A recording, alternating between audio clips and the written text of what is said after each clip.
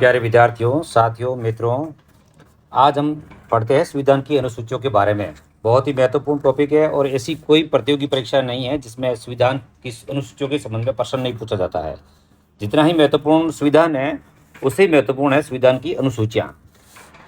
तो मूल रूप से हमारे संविधान में, जैसा आप जानते हैं कि 395 यानी 395 अनुच्छेद थे मूल रूप से। उसी रूप से मूल रूप में हमारे संविधान में 8 अनुसूचियाँ थी और उसमें 4 अनुसूचियाँ जोड़ी गई। कुल मिलाकर वर्तमान में है 12 अनुसूचियाँ। तो हमें इन 12 अनुसूचियों के संबंध में किस अनुसूची में कौन सा विषय शामिल है, ये ज़रूर याद रखना है। और बाकी इसके संबंध में अनुच्छेद कौन से है वो डिटेल से अलग अध्ययन करेंगे। किस अनुसूची का विषय क्या है, ये बहुत ही देखो छोटा वीडियो है, छोटा टॉपिक है, पर परीक्षा की दृष्टि से ये बहुत महत्वपूर्ण है।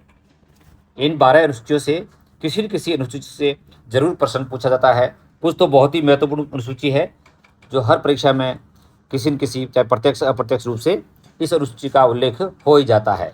तो पूरा वीडियो देखें, स्किप नहीं करें, और उसके बाद इस अनुसूचियों से संबंधित अभ्यास प्रश्न भी दिए गए हैं, उनका भी आप साथ में हल करें कि अनुसूचियों को पढ़ने के बाद में आपको कितना ध्यान रहता है, किन प्रश्नों के आप उत्तर दे पाते हैं। बार बार अभ्यास करें। देखिए, आप भले कितना ही पढ़ लें, जब तक अभ्यास प्रश्न नहीं करते हैं तब तक हमें कन्फ्यूज़न रहता है। तो अभ्यास करके हम हमारी अध्ययन का मूल्यांकन कर सकते हैं। तो चलो बिना समय व्यर्थ किए अपन पढ़ते हैं हर एक अनुसूची का क्या है विषय। तो पहले ये ध्यान रखें, यहीं भी प्रश्न आ सकता है कि मूल संविधान में कितनी अनुसूचियाँ थी, तो वहाँ हम 8 लिखे। वर्तमान में कुल कितनी अनुसूचियाँ हैं, तो वह 12। अब इससे संबंधित और भी प्रश्न बनेगा कि 9वीं अनुसूची कब जोड़ी गई, 10वीं कब जोड़ी गई, 11वीं कब, 12वीं कब, या जो बाद में 4 जोड़ी गई अनुसूचियों का क्या विषय है, ये अपन आगे देखते हैं। तो आप पढ़ते हैं, आगे बढ़ते हैं और जानते हैं कि प्रथम अनुसूची का संबंध किससे है। हाँ साथियों, पहली अनुसूची है, उसका संबंध है राज्य एवं संघ राज्य क्षेत्र से।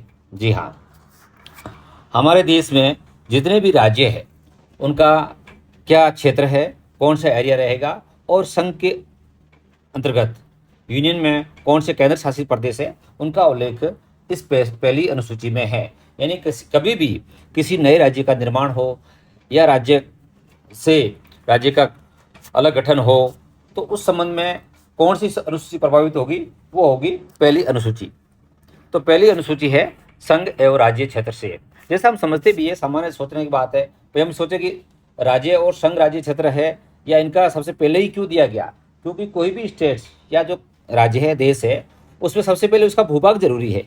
तो भूभाग से संबंधित विवरण, यानी उनके राज्यों का विवरण, राज्यों की सीमाएं, राज्य का क्षेत्र वगैरह कहाँ कौन सा होगा, इस कारण से ये पहली अनुसूची में है। तो ये वैसे ही रखें कि सबसे पहले क्या है, हमें राज्य के लिए सबसे पहला जो जरूरी भाग है वो है भूभाग। भूभाग होगा तो हम जनसंख्या बसाएंगे या शासन करेंगे। तो पहली अनुसूची है वो है राज्य और संघ राज्य के क्षेत्र के संबंध में। अब हम बढ़ते हैं आगे दूसरी अनुसूची के बारे में। दूसरी अनुसूची है जो बड़े संवैधानिक पदाधिकारी है। माना कि राज्य बन गया, राज्य या देश, तो उस पर शासन तो करना होगा, और शासन करने के लिए पदाधिकारियों की नियुक्ति होगी। तो उन पदाधिकारियों का वेतन, भत्ते और पेंशन इत्यादि के बारे में प्रावधान किए गए हैं। तो हमें हालांकि जानना यही है इसमें क्या है, दूसरी अनुसूची में संवैधानिक पदाधिकारियों के वेतन भत्ते हैं, पर इसमें हम थोड़ा डिटेल में ये भी देखें कि वो कौन कौन से पदाधिकारी है जिनके वेतन भत्तों का उल्लेख दूसरी अनुसूची में है। तो वो सर्वे सर्वा हमारे भारत के प्रथम नागरिक, महामहिम जिसको बोलते हम, राष्ट्रपति। जैसे देश के प्रथम नागरिक राष्ट्रपति है, तो राज्य के प्रथम नागरिक कौन होते हैं, राज्यपाल। तो उधर आप राष्ट्रपति याद कर सकते हैं, फिर राज्यपाल। फिर हमारी जो संसद है, यानी लोकसभा, संसद में लोकसभा है, और लोकसभा के अध्यक्ष का और उपाध्यक्ष का। और फिर है ये लोकसभा जिसको अपन निम्न सदन कहते हैं, और दूसरी होती है राज्यसभा जो कि उच्च सदन है। तो राज्यसभा के सभापति यानी उपराष्ट्रपति, तो राज्यसभा का उपराष्ट्रपति राष्ट्रपति होते हैं, वो राज्यसभा के पदेन सभापति हुआ करते हैं। और साथ ही राज्यसभा के उपसभापति, इनके वेतन का। साथ ही हम आ जाएंगे फिर राज्य में, तो राज्य विधानसभा के अध्यक्ष और विधानसभा के उपाध्यक्ष। जैसे केंद्र में लोकसभा है, उसके अध्यक्ष और उपाध्यक्ष, तो राज्य में राज्य विधानसभा का अध्यक्ष और उपाध्यक्ष। साथ ही राज्य विधान परिषद के सभापति और उपसभापति। कुछ राज्यों में राज्य विधान परिषदें हैं, तो वहाँ के सभापति और उपसभापति, उनके वेतन भत्ते। और साथ में हमारा सुप्रीम कोर्ट के तमाम जज, चाहे वो मुख्य न्यायाधीश है या अन्य जज है। और फिर हाई कोर्ट, यानी सभी राज्यों के हाई कोर्ट और सुप्रीम कोर्ट, इनके जज, इनके न्यायाधीश है, उनके वेतन भत्ते के प्रावधान है, उसका भी उल्लेख दूसरी अनुसूची में है। फिर है कैग, भारत के नियंत्रक बाल लेखा परीक्षक, उनके वेतन भत्तों का उल्लेख भी इस दूसरी अनुसूची में है। तो बिल्कुल आप पहली और दूसरी अनुसूची को एकदम एक दूसरे से कोरिलेट करके देख सकते हैं कि पहली अनुसूची है वो हमारी है संघ और राज्य क्षेत्र से, इसको तो आप भूलेंगे ही नहीं। 12 अनुसूचियां हैं जिसमें 8 जो पहले वाली है उसको आप आराम से याद करें, 4 बाद में क्या जोड़ी गई है उसको भी अलग से याद हो जाएंगी। तो दूसरी अनुसूची आप समझ गए, इसमें क्या है, संवैधानिक पदाधिकारियों के वेतन भत्तों का प्रावधान है। अब बढ़ते हैं अपन तीसरी अनुसूची के संबंध में। अब तीसरी अनुसूची, जैसे नाम भी है तीसरा, और इसको आप भूलेंगे नहीं, कई बार इस परीक्षा में प्रश्न पूछे जाते हैं इस संबंध में कि तीसरी अनुसूची का संबंध किससे है। तीसरी अनुसूची में लिखिए, देखो लिखा हुआ शपथ या प्रतिज्ञा, यानी 1 2 3, 1 2 3 से कहते हैं कोई भी तैयार होने के लिए कि 1 2 3 तैयार, किसके लिए, शपथ के लिए। तो तीसरी अनुसूची है उसका संबंध है संवैधानिक पदाधिकारियों के शपथ से संबंधित। और ये कौन से, किनकी शपथ से संबंधित है विशेष रूप से, उसमें आप जानना चाहेंगे। जैसे हमारी केंद्रीय सरकार है, केंद्रीय सरकार के मंत्री यानी प्रधानमंत्री और पूरी मंत्रिपरिषद, उनकी शपथ का प्रावधान है। फिर है तमाम एमपी, मेंबर ऑफ पार्लियामेंट, चाहे हो राज्यसभा के हो या लोकसभा के हो। उसके बाद में ये जो लिखा हुआ 75 भाग 4 ये केंद्रीय मंत्रियों से संबंधित है। 99 ये अनुच्छेद है जो मेंबर ऑफ पार्लियामेंट से संबंधित है। फिर है अनुच्छेद 124 भाग 6, ये है जज, सुप्रीम कोर्ट के जज। फिर है CAG, कंप्यूटर ऑडिटर जनरल, नियंत्रण बाल लेखा परीक्षक। और उसके साथ में जिस प्रकार से केंद्र के मंत्री होते हैं उसी प्रकार से सभी राज्यों के मंत्री, उनके भी शपथ का प्रावधान इस अनुसूची में है। और साथ ही MLA यानी MP का है तो साथ में MLA का भी है। MP का अनुच्छेद 99 के अनुसार, 99 के अनुसार, और MLA का है अनुच्छेद 188। और फिर है हाई कोर्ट के जज। देखिए सुप्रीम कोर्ट के जज के शपथ का जो प्रारूप है वो तीसरी अनुसूची में है। और इनका अनुच्छेद कौन सा है, आर्टिकल कौन सा है, सुप्रीम कोर्ट का है 124/6, और ये है हाई कोर्ट का 219 एंड 219 हाई कोर्ट के जज के संबंध में। तो इन पदाधिकारियों के शपथ का प्रारूप का उल्लेख तीसरी अनुसूची में है। या ये आपको ध्यान रखना है कि राष्ट्रपति, उपराष्ट्रपति और राज्यपाल, इनकी शपथ का प्रारूप है वो तीसरी अनुसूची में नहीं है। राष्ट्रपति की शपथ का उल्लेख अनुच्छेद 60 के अनुसार अलग है। इसी प्रकार उपराष्ट्रपति के शपथ का उल्लेख अनुच्छेद 69 से संबंधित है। और फिर राज्यपाल है, उनका उल्लेख 159 अनुच्छेद के अनुसार है। क्योंकि ये लोग लेते हैं शपथ, जो पदाधिकारी है माननीय, ये संविधान की रक्षा की शपथ लेते हैं, जबकि अन्य जो पदाधिकारी है ये शपथ का प्रावधान, ये पद और गोपनीयता की शपथ लेते हैं। एक तो पद के प्रति उनका कर्तव्य क्या है, और दूसरी अपने पद के संबंध में या अपने कार्यों के संबंध में जहाँ तक जरूरी है वो गोपनीय बनाए रखना, तो पद और गोपनीयता की शपथ लेते हैं। जबकि राष्ट्रपति, राज्यपाल और उपराष्ट्रपति ये संविधान के प्रति शपथ लेते हैं, संविधान के संरक्षण के बारे में शपथ लेते हैं, संविधान की रक्षा करने की शपथ लेते हैं। तो ये ध्यान रखना है कि राष्ट्रपति, उपराष्ट्रपति, राज्यपाल, इनकी शपथ का प्रावधान तीसरी अनुसूची में नहीं है। ये याद नहीं रखें कि शपथ है सीधे ही हम सोचे कि राष्ट्रपति का जब दूसरी अनुसूची में उनके वेतन भत्ते हैं तो तीसरी अनुसूची में उनके शपथ का प्रावधान, उनके शपथ का प्रारूप तीसरी अनुसूची में नहीं है। उनसे शपथ के प्रारूप उनसे जुड़े हुए अलग आर्टिकल में है। हालांकि हम राष्ट्रपति, उपराष्ट्रपति अलग से पढ़ेंगे, राज्यपाल उस संबंध में भी इसके बारे में जानेंगे।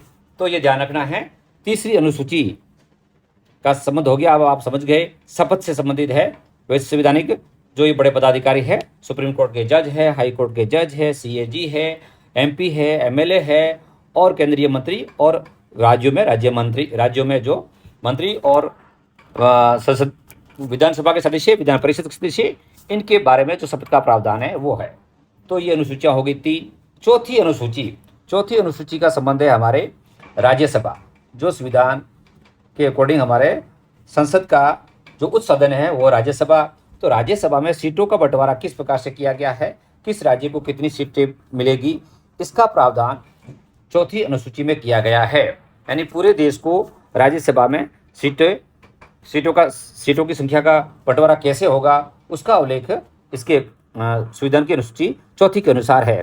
वैसे जानकारी के लिए सबसे ज़्यादा सीटें हैं वो उत्तर प्रदेश में है, और बाकी पूर्वोत्तर राज्य है उसमें यदि असम को छोड़ दें तो बाकी 6 राज्य में मणिपुर, मेघालय, मिजोरम, त्रिपुरा, नागालैंड, इनमें सब में एक एक सीट है। उसी प्रकार गोवा, पांडिचेरी, यहाँ पर भी एक सीट है। और सर्वाधिक राज्यसभा में सीटें है वो है उत्तर प्रदेश में 31 सीट है। तो चौथी अनुसूची हम समझ गए, ये है राज्यसभा में स्थानों के आवंटन संबंधी है। तो इस प्रकार से 4 अनुसूचियाँ, 8 में से जो मूल संविधान था वो संविधान के मूल स्वरूप में जो 8 अनुसूचियाँ थी उनमें से 4 के बारे में आप बिल्कुल आसानी से समझ चुके हैं। अब यह अनुसूची 5वीं और 6ठी, इसको बड़ा ध्यान से सुने और इसके बारे में ज़्यादा से ज़्यादा अभ्यास प्रश्न करें, समझे। अक्सर इस अनुसूची संबंधी इतना पढ़ने के बावजूद भी परीक्षार्थी प्रश्न गलत कर देते हैं, क्योंकि ऐसा लगता है कि दोनों एक जैसी है, जबकि दोनों एक जैसी नहीं है। आज आप इसको ध्यान से सुने, समझे। आप बिल्कुल अगली बार कभी भी परीक्षा में यदि 5वीं और 6ठी अनुसूची संबंध में प्रश्न आया तो 100% सही करके आओगे।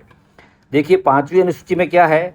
5वीं अनुसूची में है पूरे 5वीं अनुसूची का संबंध पूरे देश से है। पहले ये ध्यान दें, 5वीं अनुसूची का संबंध किसी राज्य विशेष से नहीं है, पूरे देश से है उसका। यानी देश के किसी भी अनुसूचित क्षेत्र और अनुसूचित जनजातियों के संबंध में प्रशासन और नियंत्रण के बारे में कोई उपबंध करना है तो 5वीं अनुसूची के अनुसार ही होगा।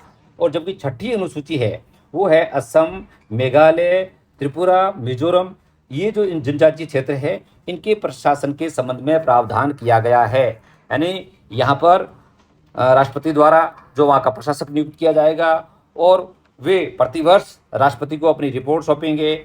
और वहाँ पर जनजातीय सलाहकार परिषद का गठन करने का प्रावधान है, उनका विघटन करना है। ये राज्यपाल को वहाँ का जो प्रशासक होगा उसको विशेषाधिकार भी दिए गए हैं। तो 6ठी अनुसूची है ये पूर्वोत्तर के ये 4 राज्य है। अभी 4 राज्य कौन से हैं? असम, मेघालय, त्रिपुरा, मिजोरम। इसको आप याद रखें, या अमित्र मेघा, अमित्र है मेघा, यानी अमित्र मेघा, इस शब्द को भी आप याद करके 4 राज्यों को भूल नहीं सकते। जैसे अ से असम, मी से मिजोरम, त्र से त्रिपुरा और मेघा से मेघालय। यानी यहाँ पर मणिपुर नहीं है, नागालैंड नहीं है, और ये 2 राज्य नहीं है, और अरुणाचल प्रदेश भी नहीं है। देखिए कई बार वो जनजातीय क्षेत्र से होते ही नागालैंड को लोग सोचते जनजाति है वो उसको कर देते हैं, और मणिपुर भी पास में होने से कर लेते हैं, तो नहीं है, मणिपुर नहीं है। तो ये 4 राज्यों के प्रशासन के संबंध में उपबद्ध किए गए हैं 6ठी अनुसूची में। अब देखते हैं यहाँ कैसे गलती हो जाती है। जैसे ही कई बार पूछा जाता है किसी राज्य में क्या संवैधानिक विशेष प्रावधान किए जाए किसी अनुसूचित जातियों के लिए, जनजातियों के लिए। अब माना कि गुजरात की जनजाति है या फिर मध्य प्रदेश की जनजातियों के बारे में कोई प्रावधान किया जाएगा तो कौन सी अनुसूची का सहारा लिया जाएगा? तो वो 5वीं अनुसूची के अकॉर्डिंग होगा, ना कि 6ठी अनुसूची के अकॉर्डिंग।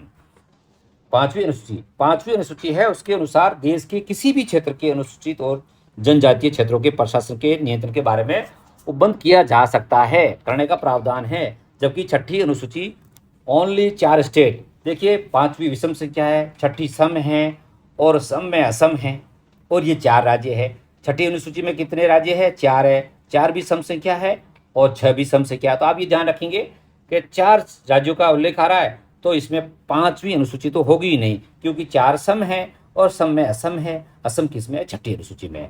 तो ऐसे कैसे करके आप कोरिलेट करें, यानी पूरा याद करने के बावजूद ऐसे नहीं आप 5वीं को 6ठी में मिला दे और 6ठी को 5वीं में मिला दे। तो पूरी अनुसूचियाँ पढ़ने के बावजूद यदि आपका इस अनुसूची संबंधी प्रश्न पूछा जाए तो वो गलत हो सकता है, तो गलत नहीं हो। और अक्सर 5वीं और 6ठी अनुसूची को परीक्षा में, चाहे वो केंद्रीय स्तर की परीक्षाएं हो, SSC की हो, UPSC की हो, या फिर किसी RPSC या किसी अन्य स्टेट की सर्विस हो, उससे पूछा जाता है।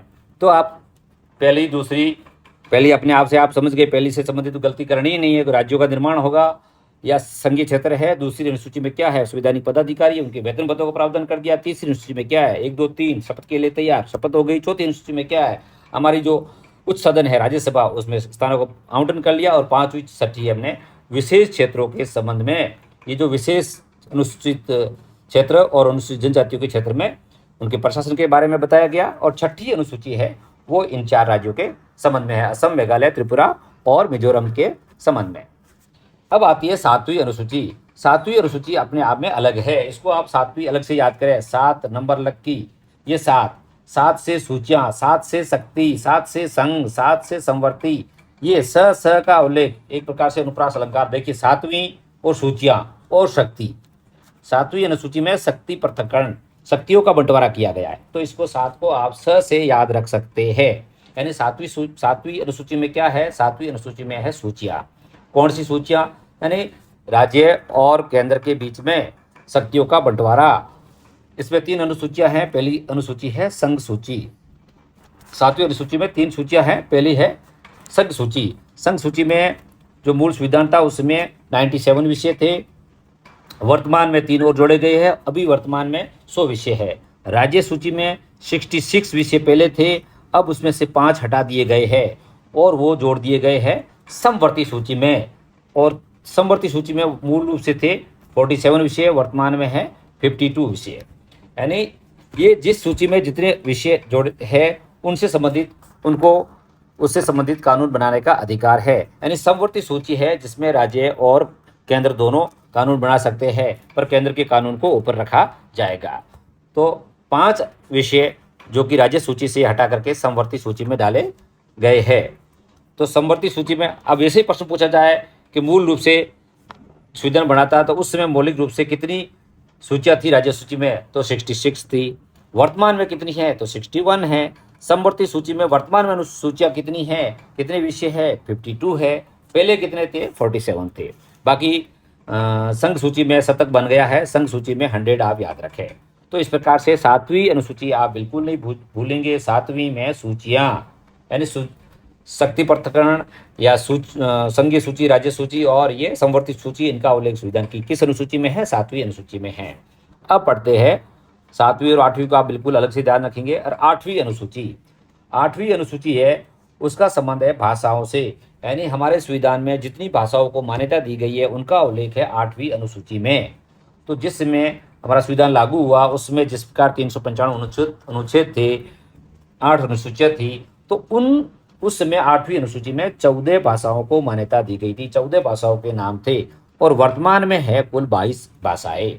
वर्तमान में 8वीं अनुसूची में 22 भाषाओं को जोड़ा गया है। यानी बाद में ये 6 भाषाएं, 6 और 2 8 भाषाएं बाद में जोड़ी गई, 4 एक साथ और बाकी वाले पहले। तो वर्तमान में संविधान की अनुसूची में 8वीं अनुसूची में कुल कितनी भाषाएं हैं, 22 भाषाएं हैं। यानी आपको ये ध्यान रखना है 8वीं अनुसूची का संबंध किससे है, भाषाओं से है। 8वीं अनुसूची का संबंध भाषाओं से। तो ये हो गई 8 अनुसूचियाँ जिन्हें संविधान की जो संविधान का मूल स्वरूप था उसमें ये 8 अनुसूचियों का उल्लेख था। और उसके बाद में समय अनुसार इसमें और सूचियाँ जुड़ी है और अब वर्तमान में कुल मिला करके 12 है। तो पहली अनुसूची कौन सी जोड़ी गई, वो होगी उसकी संख्या हो गई 9वीं। और वो कब जोड़ी गई, क्या जरूरत पड़ी, तो पहली अनुसूची जोड़ी गई है प्रथम संविधान संशोधन द्वारा। बहुत ही महत्वपूर्ण प्रश्न है, ये भी आता है, कई बार पूछा जाता है कि संविधान की 9वीं अनुसूची को कब जोड़ा गया, तो 1951 में जोड़ा गया। कौन सा संविधान संशोधन था, प्रथम संविधान संशोधन था। क्या किया, इसमें भूमि अधिग्रहण संबंधी। देखिए जब हमारा देश आज़ाद हुआ तो उसमें देश में जमींदारी प्रथा थी उससे पहले, और भूमि सुधार को लेकर के, भूमि के बंटवारे को लेकर के कई सारी समस्याएं थी। कई लोगों के पास तो सैकड़ों बीघाएं थी, तो कईयों के पास बिल्कुल ही ज़मीन नहीं थी। तो सरकार को अपनी व्यवस्थाएं कानून बनाने के लिए या एक राज्यों के किसानों को भूमि का आवंटन करने के लिए कई प्रकार के संबंध में तो भूमि अधिग्रहण करना बहुत उन सरकार के लिए ज़रूरी हो गया था।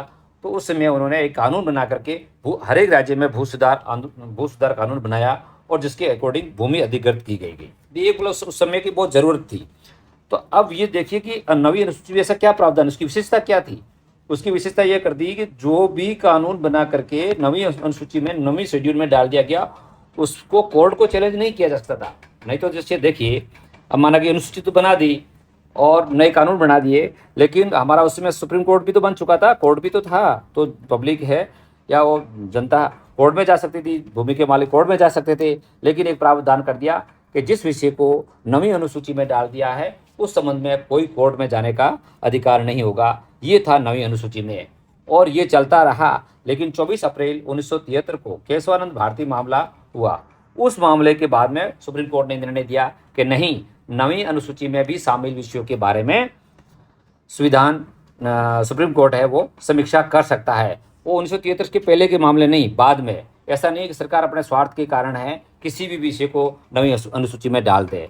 तो 1973 से पहले के जो मामले थे उनके ऊपर नहीं। अब वर्तमान में संविधान की कोई भी विषय ऐसा है जो 9वीं अनुसूची में डाल दिया जाए तो उसके बारे में कोर्ट समीक्षा कर सकता है, बशर्ते कि संविधान के मौलिक ढांचे के से प्रभावित नहीं हो, बाकी उसकी समीक्षा की जा सकती है। तो वर्तमान में कोर्ट द्वारा इसकी समीक्षा की जा सकती है, ये आप ध्यान रखें। तो नवीन अनुसूची के बारे में पहला तो महत्वपूर्ण प्रश्न ये बनता है कि ये जोड़ी कब गई। ये जोड़ी गई 1951 में प्रथम संविधान संशोधन द्वारा। कब जोड़ी गई? 1951 में प्रथम संविधान संशोधन द्वारा। इसमें विशेष रूप से भू सुधार संबंधी कहो, भूमि अधिग्रहण संबंधी कहो, संपत्ति अधिग्रहण संबंधी कहो, ऐसा इसमें प्रावधान था। और इसकी विशेषता क्या थी? कोर्ट द्वारा चैलेंज नहीं किया जा सकता था, कोर्ट इसके बारे में कोई सुनवाई वगैरह नहीं की जा सकती, अपील नहीं की जा सकती थी। तो ये होगी नवी अनुसूची जो सबसे पहली बार जोड़ी गई 1951 में। उसके बाद करीबन 35 साल तक कोई अनुसूची नहीं जोड़ी गई और फिर स्थिति बनती है 1985 में और संविधान संशोधन हुआ था 52वां 10वीं अनुसूची। पहले तो संबंध सोचा कि 10वीं अनुसूची का संबंध किससे है? 10वीं से द से 10 और द से दल बदल। इसमें दल बदल से संबंध में है। यानी 1984 में जिस समय इंदिरा गांधी की हत्या हो गई थी और उसमें देश में एक बड़ा राजनीतिक फेरबदल हुआ, तो उस समय तक देश में एक दलीय प्रधानता, बहुदलीय शासन व्यवस्था थी। मतलब कई छोटे छोटे दल थे, स्थानीय दल, क्षेत्रीय दल। तो किसी भी पार्टी का, चाहे वो सांसद हो या एमएलए हो, वो किसी दूसरी पार्टी में चला जाने से उसकी सदस्यता की दृष्टि से उसे अयोग्य घोषित कर दिया जाएगा। ऐसा प्रावधान इस सूची के अकॉर्डिंग किया गया। अन्यथा क्या होता है, सामान्य सी बात है नैतिकता की, अपन किस व्यक्ति को किस पार्टी की भावना से जिताते हैं और आगे जाकर वो पार्टी बदल देता है। तो जो लोग थे, जो मतदाता थे, उनका किस पार्टी के प्रति या किस मत के प्रति विचार था और आगे जाकर के वो चेंज करता है।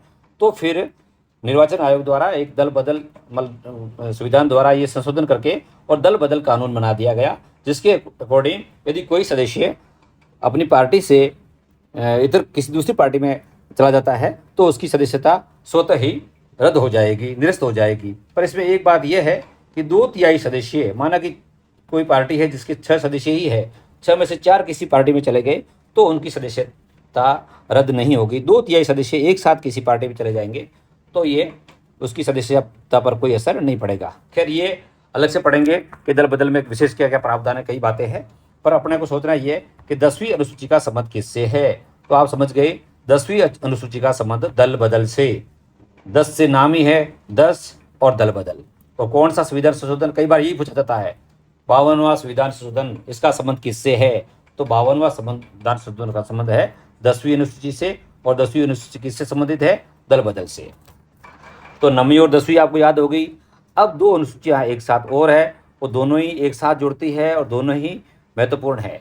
उसमें एक तो है 11वीं अनुसूची, उसे जोड़ा गया 1992-93 में, और 73वां संविधान संशोधन।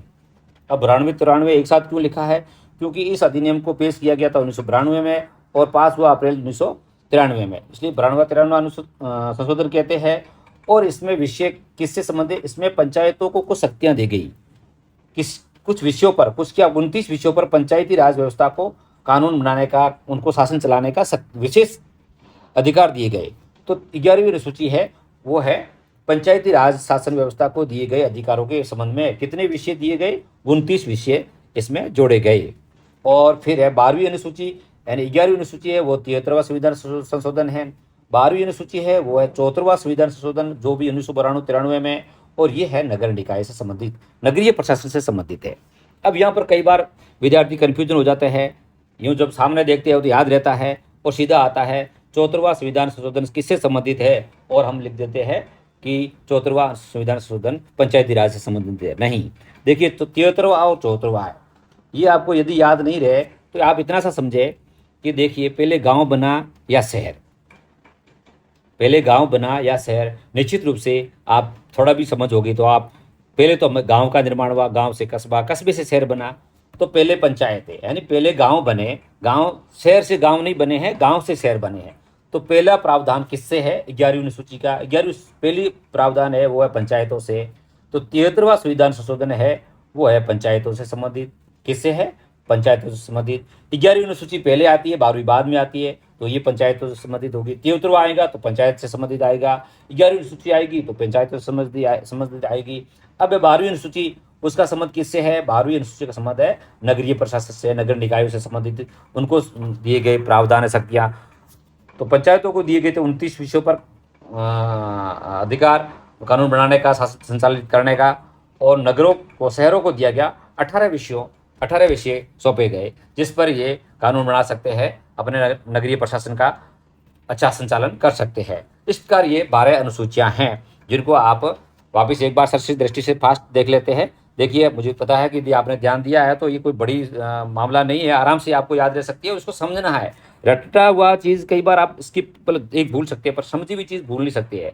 तो पहली अनुसूची में तो कुछ याद रखना ही नहीं आपको। पहली अनुसूची आप समझ जाएंगे। पहली अनुसूची क्या होगा? पहले हमारे राज्य का निर्माण होगा, तो राज्य और संघ राज्य क्षेत्र से है। तो पहली अनुसूची का संबंध है राज्य और संघ राज्य क्षेत्र से है। दूसरी अनुसूची है हमारे जो पदाधिकारी है, देश के बड़े संवैधानिक पदाधिकारी है, उनके वेतन भत्तों के संबंध में है, जिसमें आप समझ गए राष्ट्रपति है, राज्यपाल है, लोकसभा के अध्यक्ष है, उपाध्यक्ष है, राज्यसभा के सभापति है, उपसभापति है, और राज्य विधानसभा के अध्यक्ष उपाध्यक्ष है, राज्य विधान परिषद के सभापति उपसभापति है, सुप्रीम कोर्ट के जज, हाई कोर्ट के जज, और कैग यानी नियंत्रक मालिका परीक्षक ये। और तीसरी अनुसूची आप समझ गए, शपथ का प्रारूप है 1, 2, 3 तैयार, किसके लिए? शपथ के लिए। चौथी अनुसूची आप समझ ही गए, राज्यसभा में स्थानों का आवंटन है। पांचवी और छठी के बारे में कंफ्यूज नहीं होना है। पांचवी का संबंध पूरे देश से है। देश के किसी एससी, अनुसूचित और अनुसूचित जनजातियों के प्रशासन के बारे में उपबंध किए जा सकते हैं। छठी अनुसूची, छठी में देखो पांचवी विषम संख्या है, तो इसमें छठी में सम है, तो सम में असम है, और 4 संख्या भी सम है, तो ये 4 राज्यों के प्रशासन का उल्लेख है। और यहाँ पर और ये 4 राज्य है असम, मेघालय, त्रिपुरा, मिजोरम। इन जनजातीय क्षेत्रों के प्रशासन के बारे में प्रावधान है। 7वीं अनुसूची शक्तियों से संबंधित है या सूचियों से संबंधित है 7वीं अनुसूची में, और इसमें शक्तियों का बंटवारा किया गया है। संघ सूची में कितने विषय है? वर्तमान में 100 है। पहले कितने थे? मूल रूप से 97 थे। राज्य सूची में कितने विषय? वर्तमान में 66 है। वो 66 मूल रूप से थे, अब वर्तमान में 61 है। तो ये 5 विषय आप सोचेंगे कि पहले कितने थे? राज्य समवर्ती सूची में 47 विषय थे, उनमें जोड़ दिए गए 5 विषय और जोड़ दिए गए जो राज्य सूची में हटा करके। और ये विषय जानना चाहो तो कौन से विषय? ये न्याय है, शिक्षा है, और वन और वन्य जीव है, और जनसंख्या नियंत्रण है, बाढ़ माप तोल इत्यादि। ये 5 विषय थे जो कि समवर्ती सूची में जोड़ दिए गए। तो 7वीं अनुसूची का संबंध है वो सूचियों से है। और 8वीं सूची अपने आप में स्पेशल है। किससे संबंधित है? भाषाओं से। और यदि भाषाओं का किसी भाषा को मान्यता देना और हमारे संविधान में उसको जगह देनी है, अनुसूची जोड़ना है, तो किस अनुसूची जोड़ा जाएगा? वो 8वीं अनुसूची में जोड़ा जाएगा। वर्तमान में कितनी भाषाएं हैं? 22 भाषाएं हैं। 9वीं अनुसूची है वो है भूमि सुधार संबंधी था, और भी कुछ मामले ऐसे हैं जिसको कोर्ट चैलेंज नहीं कर सके, ऐसे लिए गए थे, और ये प्रथम संविधान संशोधन जोड़ी गई थी। तो वर्तमान में इसमें भी कहा गया है कि इसको भी कोर्ट के बारे में समीक्षा की जा सकती है। और 10वीं अनुसूची परिस्थितियों का निर्माण ऐसा हुआ था कि 10वीं अनुसूची बढ़ानी पड़ी, और ये बहुत ही लंबे समय के बाद में, तो वो 52वां संविधान संशोधन करना पड़ा, और दल बदल से संबंध में है। और 11वीं और 12वीं ये स्थानीय प्रशासन के संबंध में है। 11वीं किससे? ग्रामीण यानी पंचायती राज से संबंधित है, और 12वीं किससे है? 12वीं है वो है आपके नगरीय प्रशासन के संबंध में। 11वीं अनुसूची में कितने विषय शामिल है? 29 शामिल है। 12वीं अनुसूची में कितने विषय शामिल है? 18 विषय शामिल है। और 12वीं अनुसूची से संबंधित कौन सा संविधान है संशोधन है? 74वां संविधान संशोधन। इस प्रकार आपके ये अनुसूचियाँ हो गई। अब थोड़ा सा हल्का अभ्यास करें कुछ के वास्तव में किस अनुसूची का कौन सा विषय आपको कितना याद रहता है। कुछ अभ्यास प्रश्नों को हल करें। और अभी तक आपने वीडियो को लाइक नहीं किया है, यदि आपको अच्छा लग रहा है तो ज़रूर लाइक करें और शेयर भी करें और सब्सक्राइब करें चैनल को। आगे भी संविधान के भागों से संबंधित और कई संवैधानिक पदाधिकारी है उससे संबंधित, विशेष अनुच्छेदों से संबंधित प्रश्न वीडियो बनाया जाएगा, जो परीक्षा के संबंध में बहुत ही उपयोगी प्रश्न होंगे, उनका विशेष ध्यान रखा जाएगा। तो आप अवश्य चैनल को सब्सक्राइब करें, लाइक करें। चलो अपन अभ्यास प्रश्न देखते हैं और लास्ट तक अभ्यास देखें कि कितना आपको समझ आया और कितना याद रहता है। देखिए पहला प्रश्न बहुत ही अलग, यदि आपको समझ में है तो सरल ही है कि संविधान की किस अनुसूची में संवैधानिक पदाधिकारियों के शपथ या प्रतिज्ञान का प्रारूप है। आप बिल्कुल आपका ध्यान चला गया 1, 2, 3 तीसरी अनुसूची, इसका उत्तर तो यही है। और बाकी आपको ये भी ध्यान रखना है, पहली किससे संबंधित में है? संघ और राज्य क्षेत्रों के संबंध में है। दूसरी किससे संबंध में है? दूसरी है पदाधिकारियों के वेतन भत्ते संबंध में। चौथी किससे है? वो है राज्यसभा में स्थानों के आवंटन के संबंध में। प्रश्न संख्या 2 देखिए, संविधान की किस अनुसूची में राज्यसभा के स्थानों का आवंटन का उल्लेख है? बिल्कुल आपके दिमाग में यदि सही आया है, संविधान की किस अनुसूची में राज्यसभा में स्थानों का आवंटन है, वो है संविधान की अनुसूची चौथी। तीसरी अपन अभी देख चुके हैं, वो है शपथ से संबंधित। 5वीं और छठी किस में है? 5वीं है देश के अनुसूचित और जनजाति क्षेत्रों के प्रशासन के संबंध में है। और छठी है जो 4 स्पेशल राज्य है, कौन कौन से? असम, मेघालय, मिजोरम और त्रिपुरा, इन राज्यों के प्रशासन के संबंध में है। तो इसका उत्तर होगा कौन सी अनुसूची? चौथी अनुसूची सही। संविधान की 8वीं अनुसूची का संबंध किससे है? अपने आप में मैंने आपको बताया था 7वीं और 8वीं का अलग से ध्यान रखेंगे। 8वीं अनुसूची के अनुसार वर्तमान में संविधान में कितनी भाषाओं का उल्लेख है? 22। तो 8वीं अनुसूची का संबंध किससे है? भाषाओं से संबंधित है। राज्य एवं संघ क्षेत्र, ये पहली अनुसूची। भूमि सुधार है, ये 9वीं अनुसूची। दल बदल है, दल 10वां, ये 10वीं अनुसूची। तो ये 8वीं अनुसूची का संबंध किससे है? भाषाओं से है। चलो आगे बढ़ते हैं। अनुसूचित क्षेत्रों और जनजातियों के प्रशासन और नियंत्रण के बारे में उपबंध संविधान की किस अनुसूची में है? अभी बताया गया था और आपने बिल्कुल सही सोचा है, वो है संविधान की 5वीं अनुसूची के संबंध में। छठी कब आता? जब आता असम, मेघालय, त्रिपुरा और मिजोरम, इन राज्यों के प्रशासन के संबंध में आता तो हम छठी लिखते, और सूचियों का उल्लेख आता तो हम 7वीं लिखते, राज्यसभा में स्थानों का आवंटन आता तो हम चौथी अनुसूची कहते। तो यहाँ पर अनुसूची हो गया 5वीं। असम, मेघालय, त्रिपुरा, मिजोरम के प्रशासन के संबंध में उल्लेख संविधान की किस अनुसूची में है? बिल्कुल आपने सही सोचा। असम, सम संख्या, और असम, मेघालय, त्रिपुरा, मिजोरम 4 सम हैं, तो 5वीं और छठी अनुसूची का आपको पता है संबंध है उससे। तो यहाँ सूची कौन सी आएगी? छठी। कौन सी सूची आएगी? छठी अनुसूची का संबंध है वो असम, मेघालय, त्रिपुरा और मिजोरम के प्रशासन के संबंध में प्रावधान है। संविधान की 9वीं अनुसूची को कब और किस संविधान संशोधन द्वारा जोड़ा गया? बहुत ही महत्वपूर्ण प्रश्न है। संविधान की 9वीं अनुसूची को संविधान लागू होने के तुरंत बाद, यानी 1950 में नहीं, 1951 में, और ये प्रथम संविधान संशोधन द्वारा जोड़ा गया। 9वीं अनुसूची भूमि सुधार संबंधी यानी संपत्ति अधिग्रहण संबंधी है, उससे जोड़ा गया है। पंचायतों को दी गई शक्तियों व अधिकारों का संबंध किस अनुसूची में है और इसे किस संशोधन द्वारा जोड़ा गया है? अब ये है, जैसे 9वीं अनुसूची अपन ने देख लिया किससे संबंध में? भूमि सुधार संबंध में है। हमें देखना है पंचायतों को दी गई शक्तियों का और अधिकारों का उल्लेख, ये है 11वीं अनुसूची में। पंचायतें पहले है और नगर बाद में है। जैसे ग्रामीण शासन मैंने बताया आपको पहले होता है, शहर बाद में। तो 11वीं अनुसूची है, कब जोड़ा गया? 73वें संविधान संशोधन द्वारा और 1992-93। 11वीं अनुसूची यदि और आगे लिखा हुआ 74वां तो नहीं आपको लिखना है, 73वां 74वां है, 3-4 है। तो 73वां पहले है और पंचायती राज से संबंधित है। ये भी बहुत महत्वपूर्ण है, कई बार परीक्षाओं में पूछा जाता है, ध्यान रखें। और 12वीं अनुसूची है वो नगरीय निकाय से है, 4वां संविधान संशोधन है। अब है संविधान की 10वीं अनुसूची का संबंध किससे है? 10वीं अनुसूची का संबंध है, अभी आपने समझा है, जाना है, 10वीं से द से दल बदल कानून, दल बदल के संबंध में जो प्रावधान किए गए हैं उससे संबंधित 10वीं अनुसूची का संबंध है। संविधान की प्रथम अनुसूची का संबंध किससे है? बिल्कुल आप नहीं भूलेंगे। सबसे पहले हमें क्या चाहिए? राज्य चाहिए, राज्य का निर्माण चाहिए, राज्य के क्षेत्र में कौन कौन से सीमाएं होगी, राज्य का कहाँ क्या आकार होगा, इसके बारे में उल्लेख है। वो प्रथम अनुसूची का संबंध ही इससे है, राज्य के निर्माण संबंध में है, राज्य और संघ राज्य क्षेत्र के बारे में। दूसरा आप देख सकते हो, ये राज्यसभा में स्थानों का आवंटन, चौथी अनुसूची। संवैधानिक पदाधिकारी वेतन भत्ते, दूसरी अनुसूची। संवैधानिक पदाधिकारी शपथ 1, 2, 3, तीसरी अनुसूची। ये भी साथ साथ में आपको याद रहना चाहिए। अब है शक्तियों के बंटवारे से संबंधित सूचियों का उल्लेख किस अनुसूची में है?